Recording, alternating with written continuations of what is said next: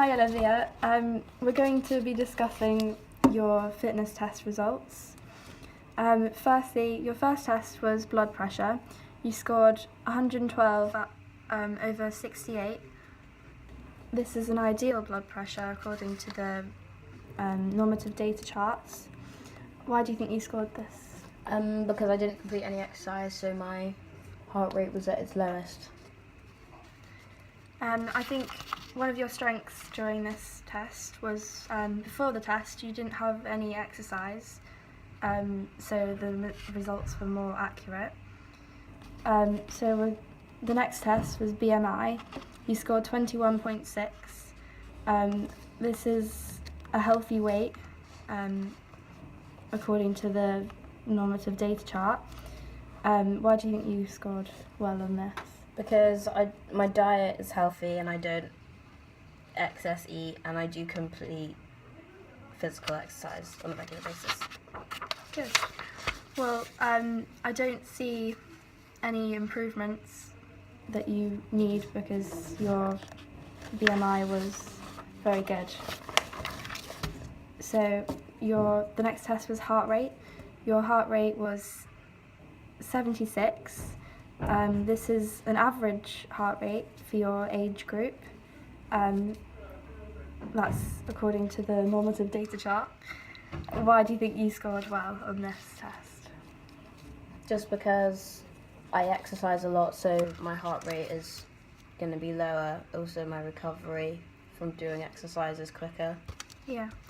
Well, I don't see any future recommendations, or you don't need to improve on that, so that's good. The next test was lung function. You scored 365 kilojoules. This is very poor according to the normative data chart.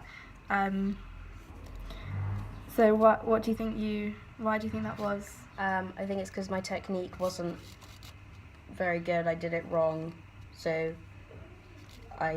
to make my lung function better, I can improve my technique and make sure I complete it properly. Yeah, I think that was one of your weaknesses. So you need to improve on your technique for the future to make the score better. Okay. The next test was 30-meter sprint test. You scored 5.4 seconds on this test. This is a poor result. How do you think you can improve that test? I could improve, rather than just cardio training, improve speed training, so it will affect my score and I could get a lower time for my 30-meter sprint. Yeah. I think one of your weaknesses was your technique of running. So to improve that, you would need to work on your sprinting technique. Also, I agree with speed training in the gym, so keep training on that regularly. The next test was multi-stage fitness test. You scored level 5.3. Do you think this was below average on the normative data chart? Why do you think that was? Because I didn't really put enough effort in, and even though I do cardio training, I think it was like hard, so I just didn't put in that much effort because I didn't want to. Okay, so that was one of your weaknesses. So I recommend for the next time you do this test, put more effort in, give 100% RPE, and that will improve your score. So the next fitness test was hand grip dynamometer test. On this you scored 30, and that was an average result on the normative data chart. Why do you think that was? Because my strength in my arms aren't that bad, but I could improve it. Okay. Yeah, that was one of your weaknesses during this test. So you could improve that by going to the gym and doing more weight training instead of cardio training. So you could do more of that regularly in the gym to improve your arm strength. Okay, so the next test was sit and reach test. On this you scored 12, and that was above average on the normative data chart, which is good. Why do you think that was? Because I used to do gymnastics, which obviously helps with flexibility because you do a lot of training for flexibility in gymnastics. Yeah. So your strength during this test was the flexibility in your hamstrings. So to improve this more, you could set a future goal to do more flexibility training in the gym. Not focusing on cardio, just the hamstrings and flexibility in your muscles.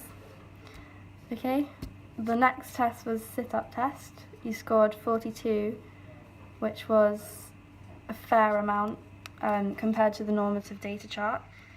Why do you think that was? Because I do go to the gym, and I do focus on my core a lot. It's just core and cardio, so that's why I think I scored fair on the normative data chart. Okay, that was one of your strengths during this test. You have good core, which makes it easier for you to do more sit-ups in a short period of time. So to improve this, you could go to the gym and focus more on your core. But you can do bicycle crunches or leg extensions, just focusing on core. Okay. So the next test was standing long jump test. You scored 1 meter 30 on this test, which is above average on the normative data chart. Why do you think that was? I think it's because I'm quite small, so I'm lighter, so I can jump higher and further without putting that much effort in. Yeah, so that's definitely a strength for this test.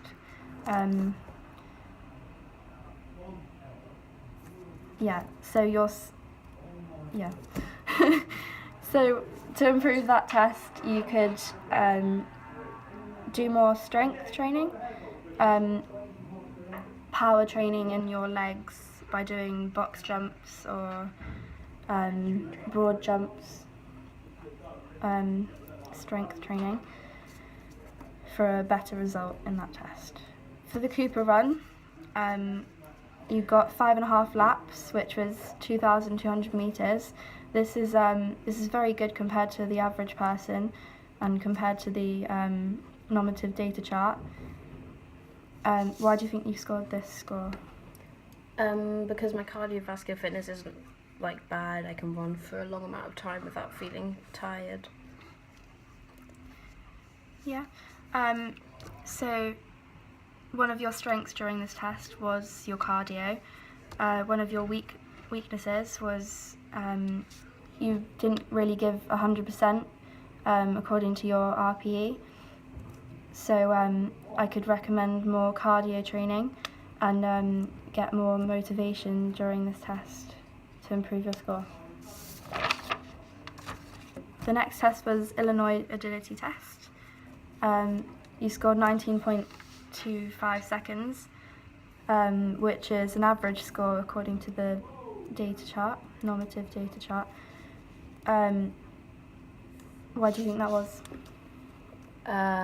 It wasn't that great of a score, but it was average. But I think it's because my sense of direction and changing quickly isn't that good, and my speed isn't that great. So that was one of your strengths during this test. You could